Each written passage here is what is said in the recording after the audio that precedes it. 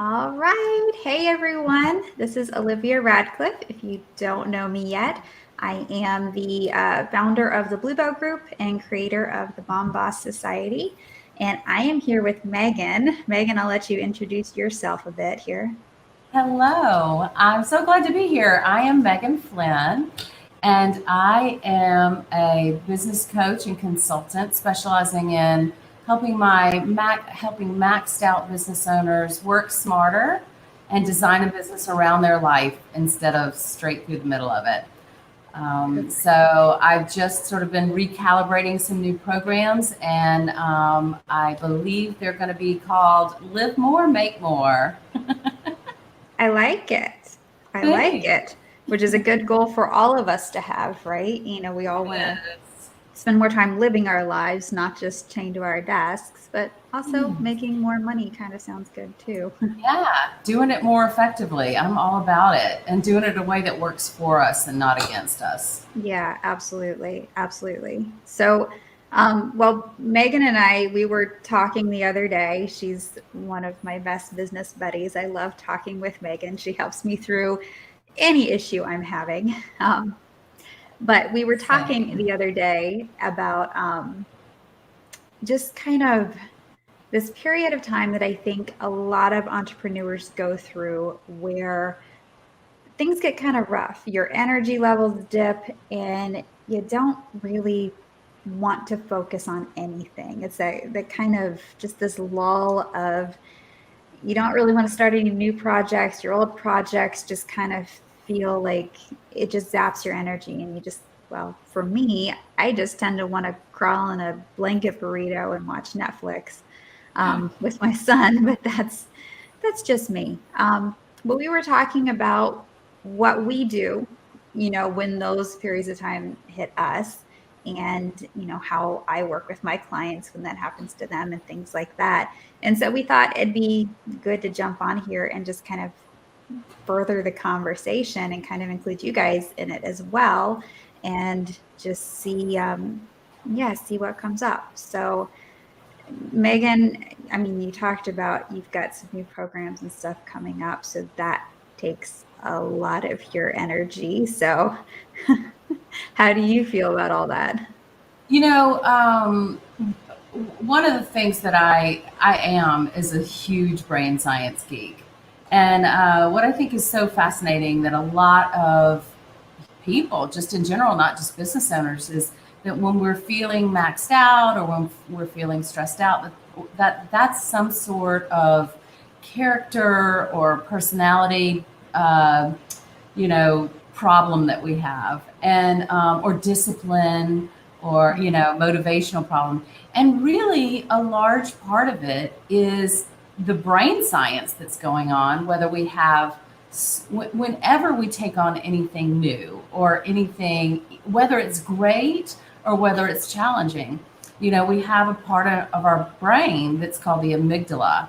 And that is literally sort of a prehistoric piece of your brain that is meant to keep you safe. So Mm-hmm. whether we're doing big, exciting, new launches and recalibrating our business to fit into our life, or whether we're just maxed out because being an entrepreneur and being on so much is challenging, that amygdala is going to tell us to get right back in our safe places. In many cases, not just you, Olivia, it's under the covers, in our jammies, with just the most, amazing binge watching Netflix material possible. So it is fascinating to watch that happen and realize it makes me and my clients feel so much better when we realize it's literally the brain trying to keep you in your place where where everything's familiar. And Yeah, once we safe. realize that it's not, all of a sudden you think, gosh, this is not such a character defect after all. This is my brain saying, this is me doing big, exciting things. Yeah, So it makes it a lot easier, I think. I was kind of talking the other day to a client. about, is that a train in your backyard? Yes, I live in Maine, so I have, as you know, and so I live right across from this really precious little New England train station. Aw, it And I sounds really just cute. have my windows cracked, but my goodness, it's so loud. Sorry about that. It's No, that's really cute, good. though. That's good. Keeps us awake. Yeah, exactly. No, so I was talking to a client the other day, and he's having issues with pushing himself forward to actually making the leap and doing some stuff. He is very much keeping himself in that comfort zone. And as we're talking, he's coming up with, well, I'm busy. I want to spend time with the kids, this and that, all these ultimately excuses. I mean, they're all great things. We're all busy. And I definitely want to spend time with my son. Like, that's one of my top priorities, if not the top priority. Um, but it's about how to kind of get past what you're saying, your brain kind of holding you back in that comfort zone. And I liken it to, it's self-sabotage, but it's your brain's way of trying to protect you. And I like to give the example of, like, if you're out at a bar and you see someone and you want to ask them out, but then you don't because it's really scary. And what if you get rejected and you get turned down and you'll be humiliated? That's your brain saying, like, well, if I go do this big, scary thing, like, all this bad stuff could happen. But if I stay here and sit in my chair and talk with my friends, I'm safe and I'm comfortable. And it's all about kind of flipping that, where's the pleasure versus where's the pain sort of thing. If you instead, said, well, if I go and ask him out, like, well, maybe we'll end up together and it will be this perfect team, and, we'll complement each other and it'll be great.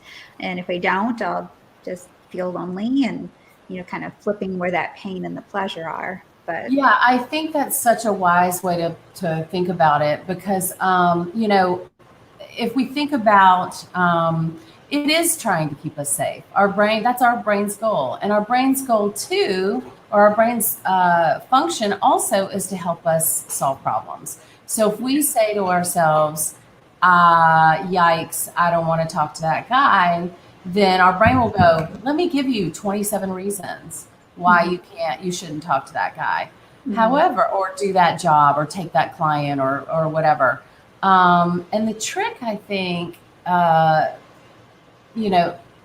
trick is, and it's not easy, but is to have a very clear idea, as you were saying, of what your ultimate outcome is.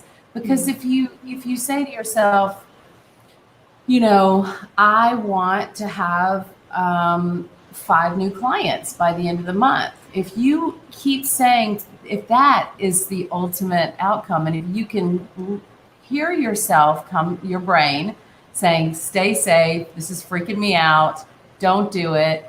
And you say, but I want, 5 clients. I want to get my business relaunched and off the ground. Then, your brain can kind of recalibrate to get into that mode and then support you accordingly. And it's not easy, but the clarity creates confidence. And also, creating the trick is to have automation as much as you can to make anything, get yourself on autopilot. For example, when we want to go to the post office to drop off a time critical, something to get in the mail for somebody's birthday, we don't say, oh, well, sometimes we do. But if we actually are in the process, we don't go and think, oh, should I get in my car? Should I turn my car on? Should I turn on the directions to this new post office? No, we pretty much just do it without thinking about it because our mission is clear. Our deadline is clear, and so if we can have a very distinct deadline or, very clear mission, have a very clear time frame, and then create some little pieces where we don't have to question ourselves every day. We just know, we get up and this is what we do. Now, the other part of this conversation is how to deal with it when it's all well and good to say this is the concept level of how to get it done. But what we're going to talk about is what happens when you don't feel like doing it. Yeah, when you want to do nothing. When either your confidence is shot, you're exhausted because you've been working so hard. And those things are important to consider as well. We really need to.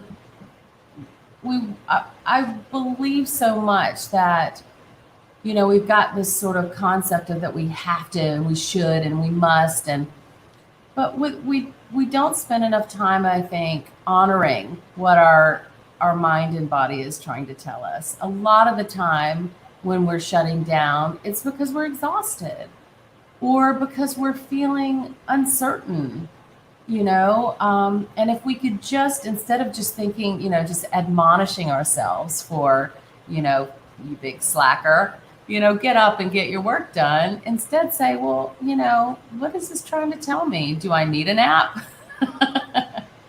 Do I need to get more clear on the direction I'm going? Do I need to build out some new coping skills to help me when I'm in these times? Yeah, no, I love what you're saying about, listening to your mind and body telling you these things. And that's ultimately, when these periods of time would come up and I wouldn't feel like doing anything, I used to be really hard on myself. And like you were saying earlier, feel like, what's wrong with me? Why am I not doing this? I'm a fraud. I can't do it. And like, obviously that kind of thinking makes it worse. But now when I start to feel that way, I kind of take a moment and say, okay, you know what? We're going to pause for right now. I'm not going to push myself really hard. Obviously, there are always some sort of deadlines or commitments that you do still have to do. I still have to make my son dinner and, walk the dog and things like that we have to get done. Yeah. But being able to give yourself that grace and give yourself a period of time where you take a step back from the going, always doing. And I really like to focus that time. I still think of it as very productive because I focus on the kind of creation energy, tapping into my intuition kind of things. And I just take that moment to, do more visualization work or, focus on a book or something that still is going to help me further myself and my business, still helps with the growth, but it's not such stressful, hitting the ground running kind of work. So true.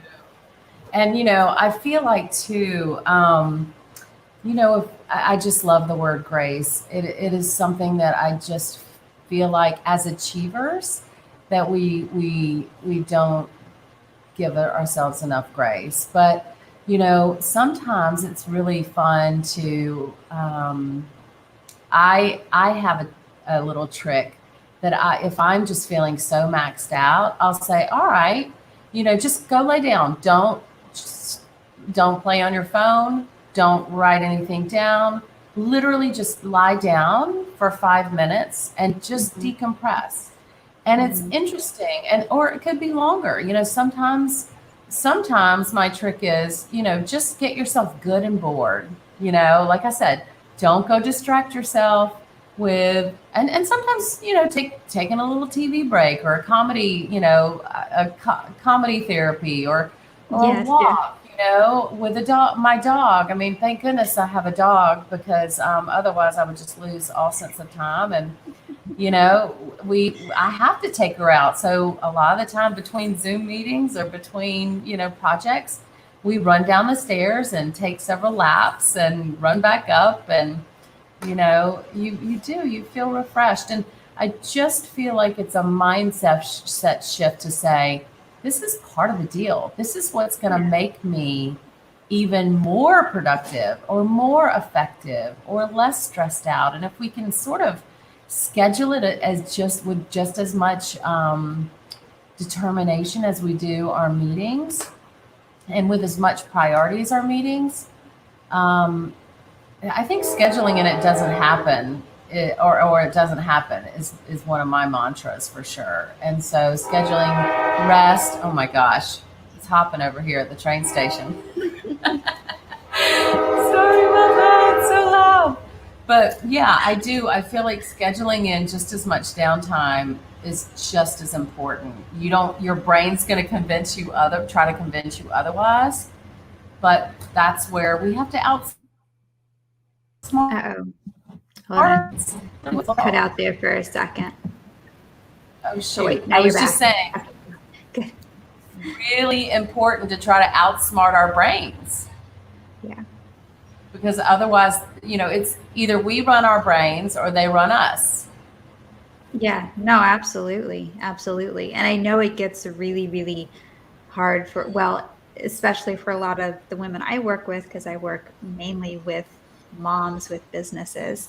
And so beyond the entrepreneur world, and then being a mom on top of it. And I know for myself, a lot of times it's, you wake up and you hit the ground running and you don't stop until you fall asleep. And then you can very quickly get overwhelmed with things if you don't take the time, like you said, to schedule in that downtime and to accept that downtime as being as productive, if not more productive than the active time. I think it's definitely a balance between that, the masculine energy of the go, go, go, get it done, and the feminine energy of the, creation and intuition and absorbing, the information. So important. So important. That's one of my tricks, though, for some of the things that, like, if there's something I have to do and I feel like I really don't want to, I do the 5, 4, 3, 2, 1 method, and I've heard a lot of other women do this, where you literally just like count down from 5, and you can take as long as you want to count down, like take an hour to count down from 5. That's the time you need. But the whole point is you are counting down, you are preparing yourself, and you will get going. But I even do that, like in the winter, just getting out of the shower when it's really, really cold in the bathroom, like, all right, we're doing this. That's such a good idea. And this is a funny little thing, but I went to my neighbors yesterday and we watched, they've never seen The Unbreakable Kimmy Schmidt. And it's a Netflix show and it's hilarious. It's by Tina Fey. And it's just pure comedy. But one of the things that they said that I thought was so clever was Kimmy Schmidt said, we can do anything for 10 seconds. And then you start again, 10 seconds. So I thought, what a great little tip that is when you are procrastinating, saying, all right, I can do anything. I'm going to just do 1 minute, 1 minute's worth or 10 seconds worth or whatever it is. Just some small, and then I'm going to do another 1 minute. Maybe I'll stand up and stretch and do another 1 minute. And it is just, a long time ago, I heard a personal trainer say something like, just say to yourself that you will absolutely commit to doing 1 push-up. Well, once you're on the ground and you're doing 1 push-up, really, it's so much easier to do another one and then another one. And, if you can just commit to getting on the ground and doing that 1 push-up. And I thought, so genius, that's why we need our coaches. I think it's Tony Robbins who says it's 80% psychological and 20% the work. And once we can realize that that's the case and get things in so we can jump up and we don't have to question ourselves with the 5, 4, 3, 2, 1. We just know that at 1, we're going to get up. We're doing it. Yeah. Yeah. Yeah, absolutely. Absolutely. I'm sorry. I didn't mean to jump in. No, go ahead. I wanted to say a lesson that I've learned this month, and you are certainly part of it.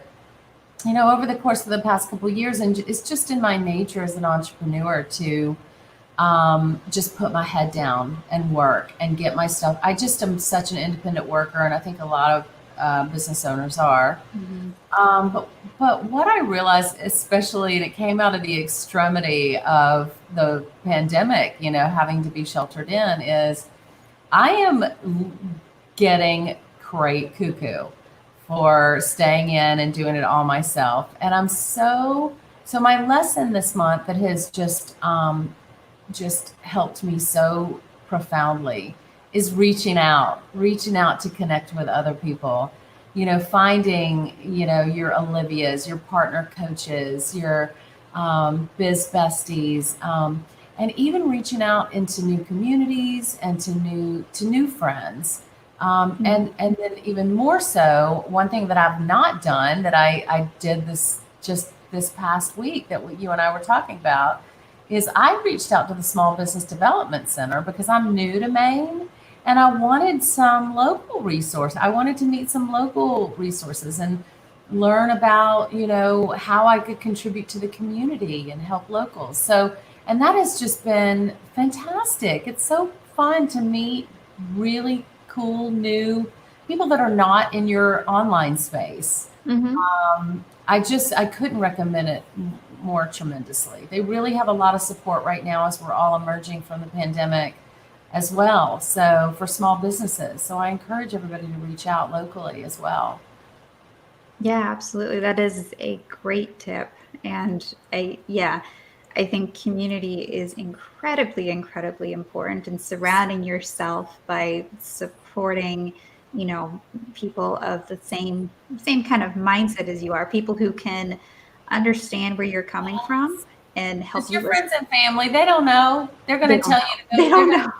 They're going to say, "Why are you going to all this trouble? Why don't you go get a job at the post office or something?" Yeah. No, I love my mama to death. I Of talk to course. my mom multiple times a day. I don't talk to her about business because a lot of times it turns into, well, why are you doing that? Yeah. And then that can get in your mind. You'd be like, well, why am I doing that? I know it's like planting a little landmine in your brain.